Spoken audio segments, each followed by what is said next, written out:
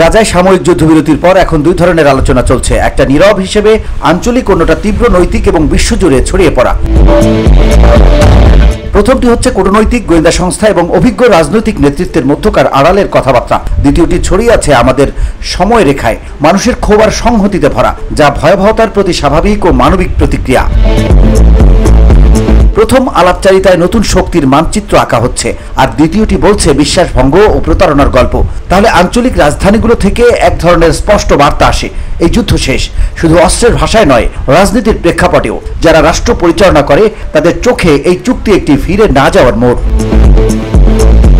গাজায় ঘটে যাওয়া বিপর্যয় এখন আর শুধু স্থানীয় সংকট নয়, এটা একটা বড় ধরনের পুনর্বিন্যাসের সূচনা, যা শুধু ফিলিস্তিন নয়, ইসরায়েলকেও নাড়িয়ে দেবে। বদলে যাবে ফিলিস্তিনি রাজনীতি, নতুনভাবে সংজ্ঞায়িত হবে আঞ্চলিক স্থিতিশীলতা।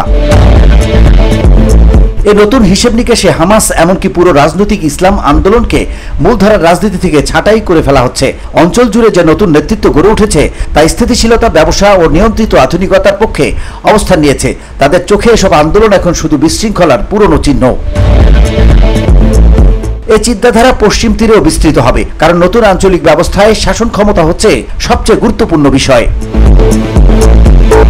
আরব রাষ্ট্রগুলোর পরিকল্পনা হলো নির্বাচিত কিছু ইসলামী ও আন্তর্জাতিক শক্তিকে সঙ্গে দিয়ে পশ্চিম তীরকে অস্থায়ী প্রশাসনিক, অর্থনৈতিক ও নিরাপত্তা তত্ত্বাবধানে রাখা হবে। এটা হবে এক ধরনের পরিচালিত রূপান্তর। VOD Bangla news desk.